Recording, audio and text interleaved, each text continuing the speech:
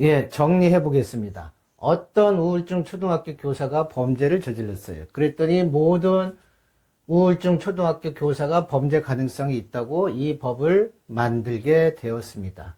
말씀드렸듯이 논리적인 오류입니다. 그냥 어떤 한 사람의 개인의 문제인데 이 사람이 교사라고 해서 교사가 범죄자가 됩니다. 모든 교사가 잠재적인 범죄자가 되게 된 것입니다. 그 다음에 우울증이 살인과 연관이 없다고 전문가들이 그렇게 얘기해도 정신과 질환에 대한 편견이 있어서 우울증 걸린 사람들은 다 잠재적인 범죄자가 되는 것입니다.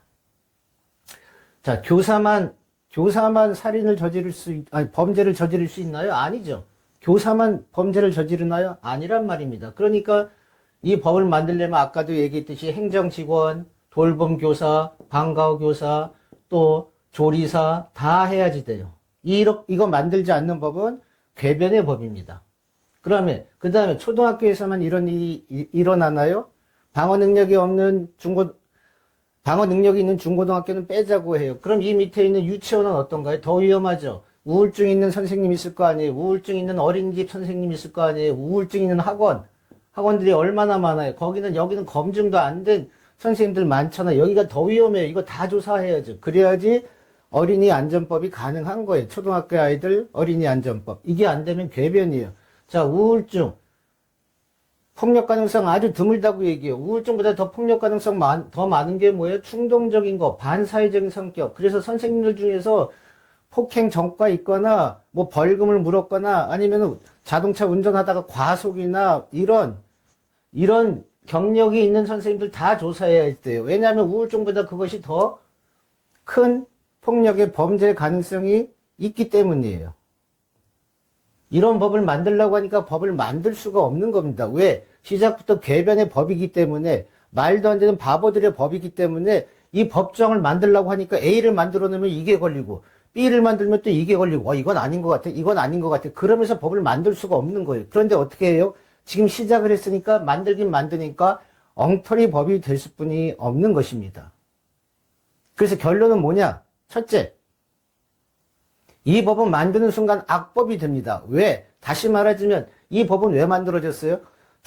우울증 걸린 초등학교 선생님이 학생을 무참하게 살해한 겁니다. 그래서 결국 이 예방법은 뭐냐? 초등학교 선생님이 아동살해 방지법이에요. 살해라고 하면 너무 무서우니까 줄입시다. 초등학교 선생님의 가혹행위 방지법이에요. 그럼 뭐예요? 결국 초등학교 선생님은 모두 잠재적 범죄자가 되는 겁니다. 선생님을 잠재적 범죄자로 만들어 놓고 아이들을 거기다 맡기라는 법이에요. 말도 안 되는 법이고 악법 중에 악법입니다. 두 번째, 궤변의 법칙이에요. 계속 말씀드렸지, 개념의 오류, 과잉 일반화의 오류, 확률 적용의 오류, 편견의 오류, 관련성이 없는 것들 다 뜯어해가지고 법을 만들려고 하니까 법 자체가, 만드는 자체가 궤변의 법이에요. 예를 들어 볼게요. 종교적인 건 떠나서 그냥 얘기 드리세요. 어느 절에서 스님이 신도를 살해했어요. 스님이 신도를 살해했어요. 난리가 났어요. 그래서 모든 절에 있는 스님들을 이렇게 관리하기로 했어요. 이거 맞아요? 틀려요? 예를 들어서 어떤 목사님이 새벽 기도하는데 우울증에 걸린 목사님이 신자를 살해했어요.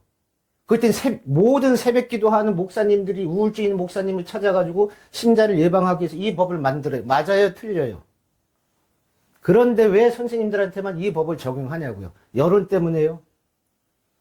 여론 때문에 이런 악법과 궤변의 법을 만들어야 되겠습니까? 안타까운 일입니다. 웃기면서 너무너무 슬픈 일입니다. 여기서 마치겠습니다.